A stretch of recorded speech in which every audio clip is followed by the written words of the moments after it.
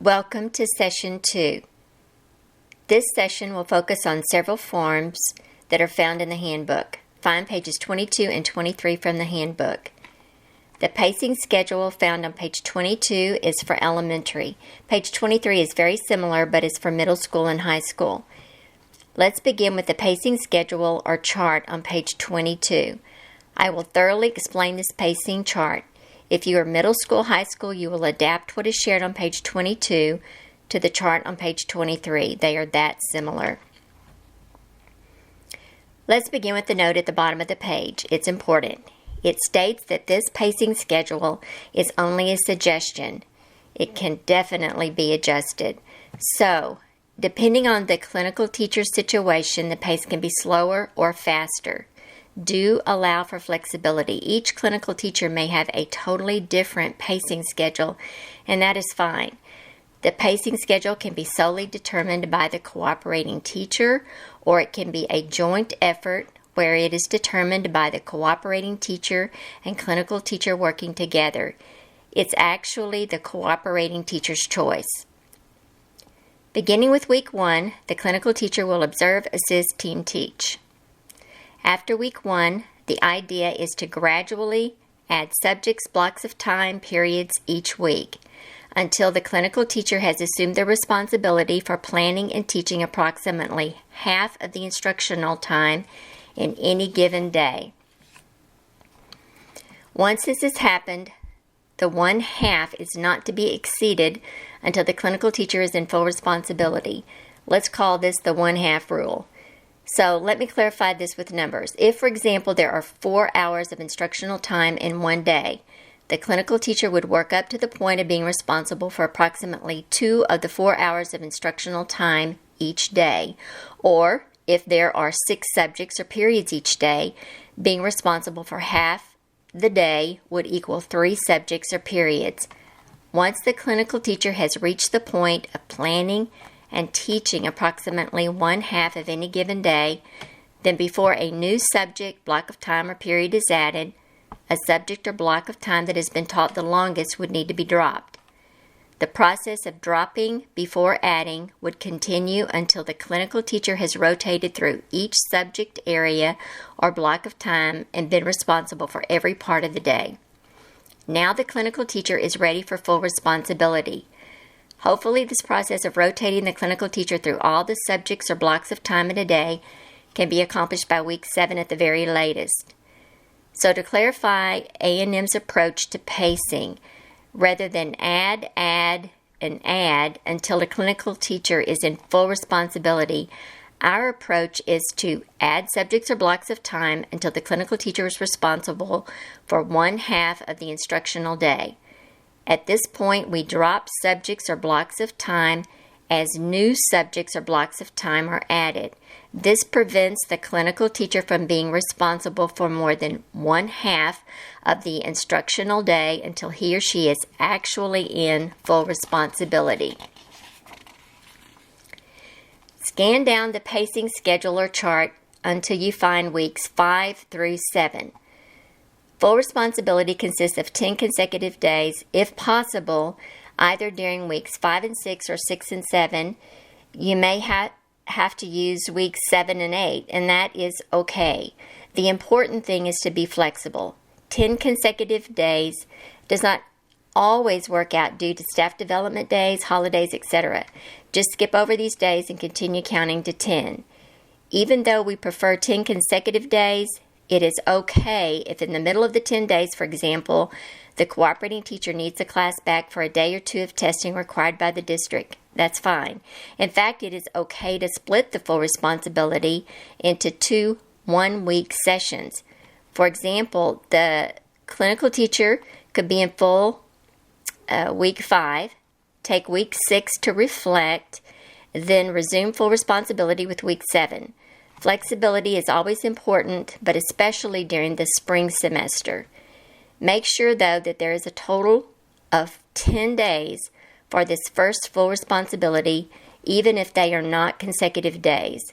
The midpoint conference works out well for week 7.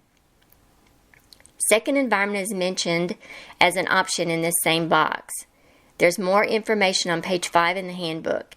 Second environment is simply a maximum of 5 days of observing in other classrooms. It could occur here after the first full responsibility, or it could be saved for the end of clinical teaching. It could also be scattered out over several weeks.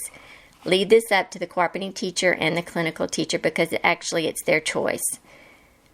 Once this first full responsibility is complete, the clinical teacher drops back to being responsible for approximately 1/2 of the instructional time each day. See weeks 8 through 10 on the pacing schedule.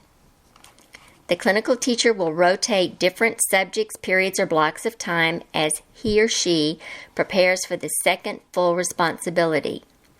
Remember that second environment is still an option during this block of time.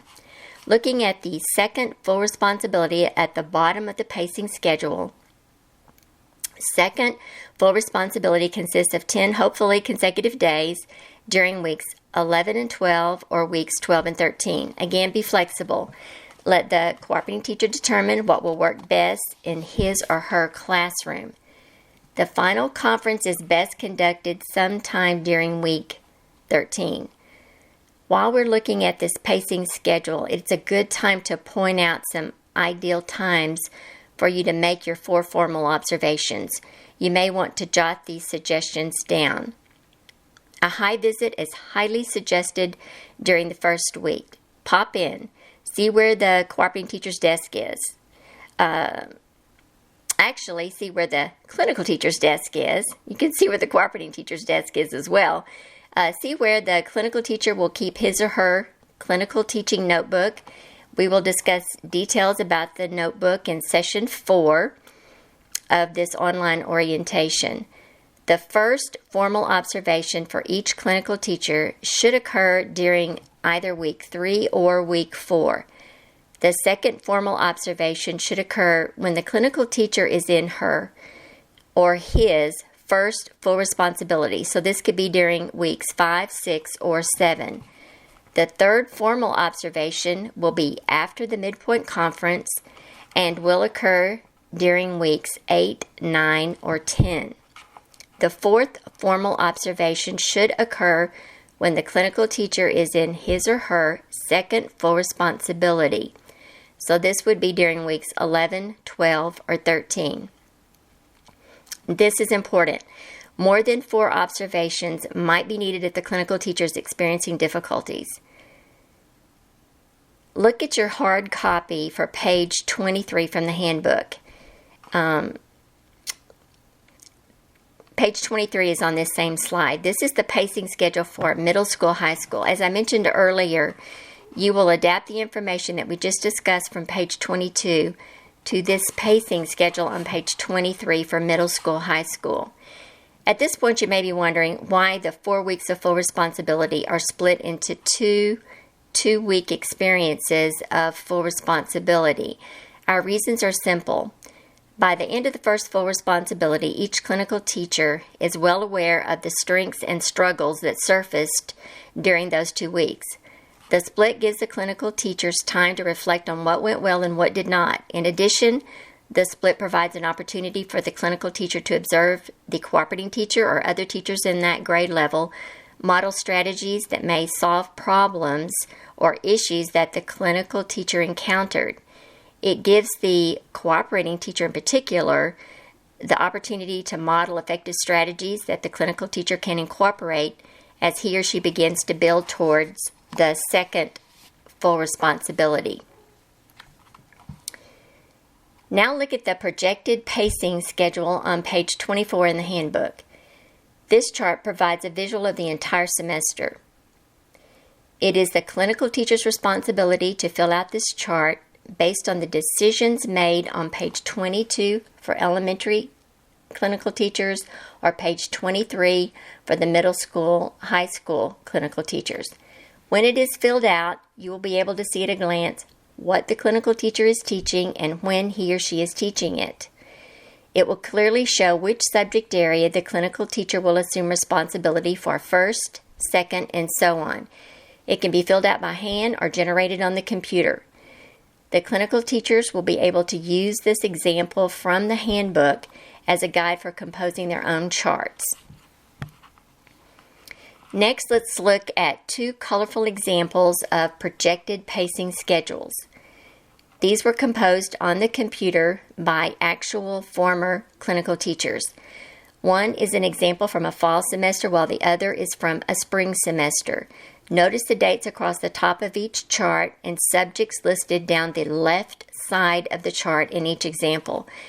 Both charts are shaded in to indicate the subjects or blocks of time where the clinical teachers will be responsible for lesson plans and instruction. A color-coded key is at the bottom of each projected schedule. In these examples, you're able to see what the clinical teacher's responsibilities are and that they are beginning in week 2. The first and second full responsibilities show up really well. You are able to easily count to make sure that there are 10 days for each full responsibility. You are able to spot check and make sure that prior to the first full responsibility, no clinical teacher is responsible for more than one half of each day. This pacing schedule should be turned in to you either electronically or in a hard copy form as soon as possible, but no later than the end of the 3rd week. The next form to locate is page 25 in the handbook and is entitled Weekly Clinical Teaching Schedule. The clinical teachers will fill this out at the end of each week to reflect what they are responsible for teaching the following week. It can be sent to you either electronically or hand-delivered as a hard copy. It's your choice. It is due to you by a certain time of your choosing, each Friday evening or by noon on Saturday, again your choice. This means that the first weekly schedule is due to you at the end of the first week and reflects what the clinical teacher is teaching the following week, which would be week 2. This same procedure is followed for each of the remaining weeks. The clinical teachers may compose an electronic replica of this chart or make hard copies of the blank chart and fill in the needed data by hand. It is their choice. This weekly schedule will allow you to see at a glance what and when each clinical teacher is teaching on any given day. You will use these weekly schedules to determine your schedule of observations for each week. Now that you know the purpose of the weekly schedule and a few particulars such as when it is due, let's inspect the blank chart itself. In the row across the top of the chart, the clinical teacher will record the entire day, including each subject or period, with the time that subject or period is taught. Lunch, conference time, recess, etc. should be included with times. Inside each box, there should be a brief explanation of what will be taught during that lesson or block of time. You may find this information useful in deciding which lesson to observe. One word, a phrase would all be appropriate. Words or phrases like test, guest speaker, movie, field trip, etc. would all indicate lessons that would not be good to observe. An empty box means that the cooperating teacher, not the clinical teacher, is responsible for that lesson or block of time. Let the clinical teachers know that there will be quite a few empty boxes during the first couple of weeks. Now let's look at a sample of a weekly schedule. It is part of the miscellaneous handouts that you assembled before viewing this session. It is colorful and has full responsibility written across the top. Notice the subjects and times across the top of the chart, and there is a color-coded key at the bottom. Here's a suggestion which you readily see in this sample. Have the clinical teachers highlight in different colors information that you decide would be helpful to have on the weekly schedule. Notice in this example, the lessons that would be good for me to observe are highlighted. They happen to be in gold in this example. An interruption to the normal schedule, which in this case is library on Tuesday, is highlighted in blue.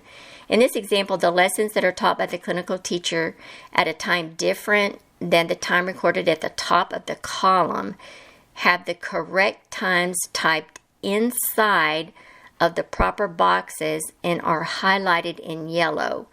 Note the 3 boxes on Friday where this occurs. In summary, I have my clinical teachers highlight 3 things on their weekly schedules. First, they highlight lessons that they think would be good for me to observe. Second, in a different color, they highlight anything that interrupts the normal schedule, such as library counselors, assembly, grade level testing, district testing, etc.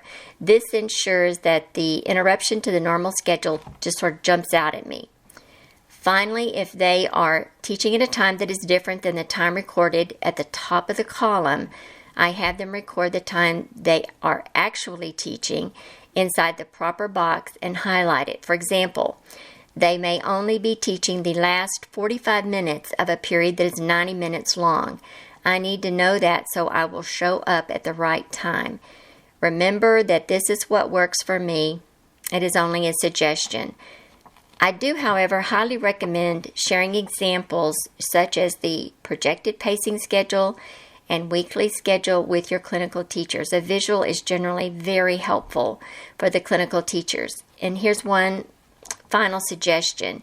It is a good idea to have your clinical teachers let you know when there are changes to their weekly schedules so that you will not show up at a time when they are no longer teaching. This concludes Session 2.